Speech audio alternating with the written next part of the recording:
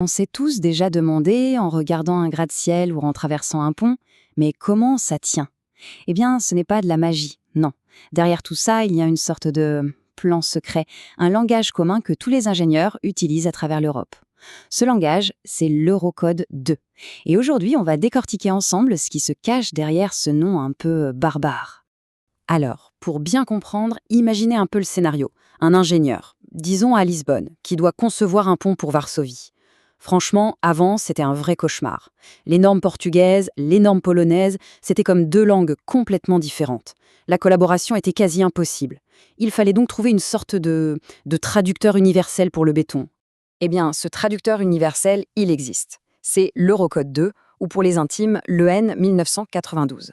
C'est tout simplement la norme à l'échelle européenne qui fixe les règles du jeu pour la conception de n'importe quelle structure en béton, qui soit armée ou même précontraint. C'est vraiment ce langage commun qui a tout changé. Alors, au programme aujourd'hui pour décrypter tout ça, on va voir pourquoi il fallait un langage commun pour le béton. Quelle est la philosophie de conception derrière ce code? On va ensuite le décortiquer un peu. On regardera aussi les applications qui vont au-delà des simples bâtiments.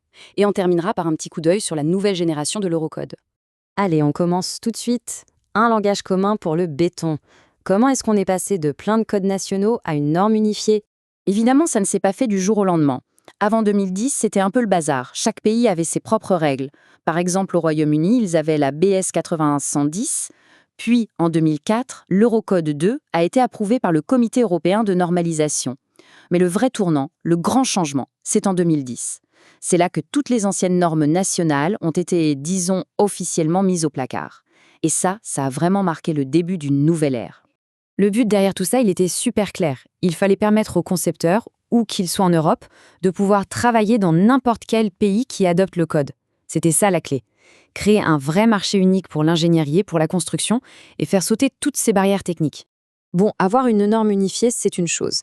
Mais quelle est la philosophie derrière? Deuxième point. Comment l'Eurocode 2 s'assure que tout est sûr et utilisable?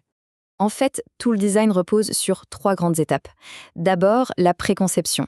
Là, on détermine les premières dimensions, on regarde la couverture des armatures, la résistance au feu, les bases quoi. Ensuite, étape 2, c'est le test de résistance ultime. L'état limite ultime, ce qu'on appelle l'élu. L'idée, c'est de s'assurer que la structure peut résister aux charges les plus extrêmes sans s'effondrer. Et enfin, étape 3, on vérifie que tout est confortable et utilisable au quotidien. C'est l'état limite de service, les LS. Là, on contrôle les fissures, les déformations pour que tout soit nickel. Et c'est là qu'on voit que l'Eurocode 2 est vraiment, vraiment bien pensé. Il ne donne pas des formules toutes faites pour un type d'élément, genre une poutre ou une dalle. Non, il s'attaque directement aux phénomènes physiques. La flexion, le cisaillement, c'est un peu comme apprendre la grammaire d'une langue au lieu de juste mémoriser des phrases par cœur. Ça donne les bases et du coup, ça le rend hyper flexible. Ça permet par exemple d'utiliser des bétons à très haute résistance, jusqu'à 6,90 sur 105. Et ça intègre aussi des exigences très claires sur la durabilité. Ok, mais concrètement, ça ressemble à quoi ce code? Allez, troisième partie, on ouvre le capot pour voir comment le N1992 est structuré. C'est assez simple en fait. L'Eurocode 2 est divisé en 4 grandes parties. Il y a d'abord la PSN 1992-1-1, c'est le gros morceau, le tronc commun avec les règles généraux pour les bâtiments. Ensuite, la partie 1-2 qui est dédiée à la conception au feu, un sujet super important. Puis la partie 2, spécifique aux ponts en béton. Et enfin, la partie 3 qui concerne les structures qui retiennent des liquides, comme les réservoirs ou les cuves. D'ailleurs, petit détail important à savoir, quand les gens du métier parlent de l'Eurocode 2, sans plus de précision, dans 99% des cas, ils font référence à cette première partie, la 1.1. C'est vraiment la base, le cœur du réacteur pour tout ce qui est bâtiment.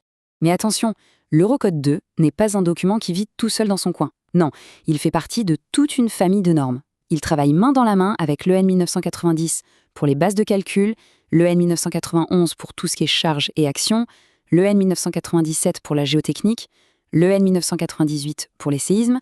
Bref, c'est tout un écosystème qui assure la cohérence du design. Maintenant qu'on a vu les bases, allons un peu plus loin que les bâtiments classiques. Quatrième point, les ponts et les réservoirs, des applications bien spécifiques. Et c'est là qu'on voit sa polyvalence. D'un côté, on a la partie 2, dédiée aux ponts. Elle donne toutes les règles pour concevoir des ponts en béton, qu'ils soient simples, armés ou précontraints. De l'autre côté, la partie 3 se concentre sur les structures qui doivent contenir quelque chose. On parle de réservoirs, de silos. Là, les règles sont spécifiques pour s'assurer que tout est parfaitement étanche et résistant. Bien sûr, une norme aussi importante ne peut pas rester figée dans le temps. On termine donc avec un regard vers le futur, la nouvelle génération de l'Eurocode 2. Et c'est tout récent, c'est en novembre 2023 qu'a été publié ce qu'on appelle la deuxième génération de l'Eurocode 2. Ça montre bien que ce n'est pas juste un vieux document qui prend la poussière, mais un outil qui évolue constamment pour rester à la pointe. Alors, le changement majeur de cette nouvelle version, c'est la simplification. Avant, on avait des documents séparés pour les ponts et les réservoirs. Maintenant, tout ça est fusionné dans le document principal. L'idée, c'est de rendre l'ensemble encore plus unifié, plus cohérent et bien sûr plus simple à utiliser. Et tout ça, ça nous amène à une dernière question, une question pour l'avenir. Le béton est en pleine mutation, il devient plus intelligent, plus écologique, on voit apparaître de nouveaux matériaux, de nouvelles techniques. Alors la question c'est, comment est-ce que son livre de recettes, c'est-à-dire l'Europode, va devoir évoluer pour suivre et même pour encourager toutes ces innovations ?